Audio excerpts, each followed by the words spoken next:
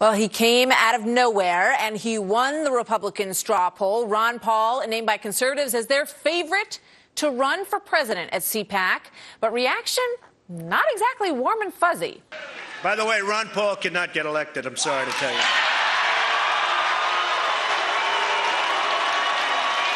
Sorry. So that was the Donald's take, but no doubt Ron Paul begs to differ, folks. The Lone Star Republican joins us live next. Donald and Ronald, huh? The winner of this year's CPAC straw poll is now. Okay. Well, the winner of this year's CPAC straw poll is Texas Congressman Ron Paul. In the end, he was the winner. Probably not the reaction he was hoping for when you named a favorite to run for the White House. Mixed applause and boos as Ron Paul was announced over the weekend. The fiery Texas Republican, no doubt unfazed by the reaction. He's live with me now from Capitol Hill, winner of that straw poll for the second year in a row. How you doing, sir? Congressman I'm Ron doing Paul. fine. Welcome back I'm here. doing fine, thank you. So who was in the audience booing you? Did you get a name on the? Did you get an ID on those people? No, I wasn't there, so I didn't watch that little ceremony at the end. But it tells you that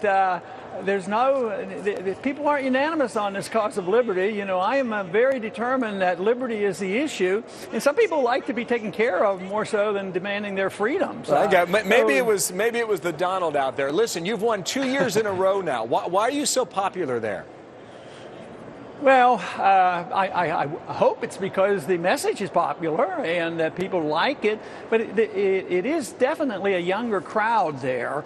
And I think young people realize the bad rap they're getting, what they're inheriting, and I think they see in the message of liberty that maybe they'd have a better life if they had a freer country and less taxes, like no income tax, get the government out of their personal lives, and they are very attracted to the foreign policy of less intervention overseas. Well, we're seeing some numbers from the Wall Street Journal that'll make your head spin.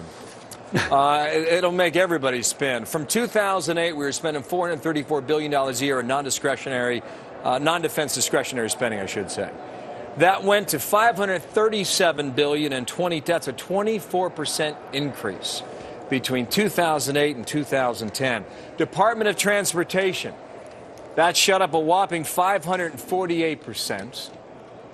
Commerce Department shot up 219%. Department of Education, 181%. Now, there's ongoing budget battles between the House, the Senate, and White House. Who gets it down there that America's broke? Well, the people are starting to get it outside of Washington, but I would say on both sides of the aisle they like to spend money, but for different reasons. And they have been bipartisan too often. They get together and spend all this. They should be bipartisan and cut each of their own little programs that they like. But there's an addiction here. I don't think anything's going to happen until a lot of these people down here are willing to go into rehab because but there is a momentum of a system that depends on deficit financing and an inflated currency. And to turn it off is very, very difficult. Well, how do you break that? Do you think members of Congress, your colleagues, are they serious today about breaking the addiction that you described? No. No, I don't think so. They're serious about portraying themselves to the grassroots to satisfy that 20 or 30% who are very angry with Washington. They know that's not the majority of people. When it boils down to it, the majority of the people still want to make sure that they're getting their programs financed. So even those people who hate Obamacare, boy, when they talk about Bush's prescription drug programs and regular Medicare and Medicaid, I mean, they're not talking about that. And yet, philosophically and morally and constitutionally, that's all the same. So what you're painting with both sides of the brush. I appreciate that. However, you support earmarks. You defend earmarks on your website. Isn't that a contradiction on behalf of you? I don't see it as a contradiction. Nobody's really accused me of that. They'd like to. But no, I see the earmark as a constitutional responsibility of Congress. I want us to earmark everything. And the definition of earmark is very vague. If you earmark $1 billion to build an embassy in Baghdad, that's not considered an earmark. But if there's an earmark for somebody to get some of their money back that we've paid into for our highway system and say that, you know, they took our money, the highway should be built, and say, oh, I don't want any highways in Texas or Arizona or wherever, that doesn't make any sense to me. But many I would vote against all argue that it's a symbol, or maybe it's a symptom of the problem. And you could set a firm example by getting rid of earmarks and telling the American people we are serious, which would send a strong signal to businesses that the road ahead is better and you can start providing jobs. See, I think it's the wrong thing to do because the money won't be cut. You don't cut anything. You just give it to the executive branch and they pass it out for political reasons. I set the example by never voting for any of the appropriations and any of the taxes and get the government out of the business of this, of distributing these funds. So it is a constitutional issue for me who spends the money. It's very, very clear in the Constitution.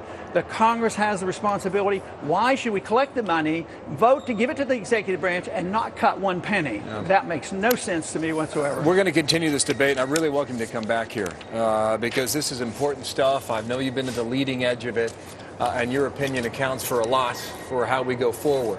What do you think of Donald Trump? He says you can't win. Oh, he did say something like that, Have didn't you heard? Yeah. Well, I guess everybody has the right to their own opinion. Indeed they do. But like I mentioned before when I've been asked that's what they said to me when I ran for Congress. And I ran and won 11 times because they said my message was too strict, too much of a strict interpretation of the Constitution, too much of an obsession with individual liberty. Nobody would vote for anybody like you, and yet, I was able to do that. So I don't think it's quite fair. 22 years later, Ron Paul, thank you for your time. We'll Okay, talk again. thanks a lot. Right? Appreciate it. All right. Some of those ideas have been catching on lately, too, right? All the Tea Party attention that we have seen.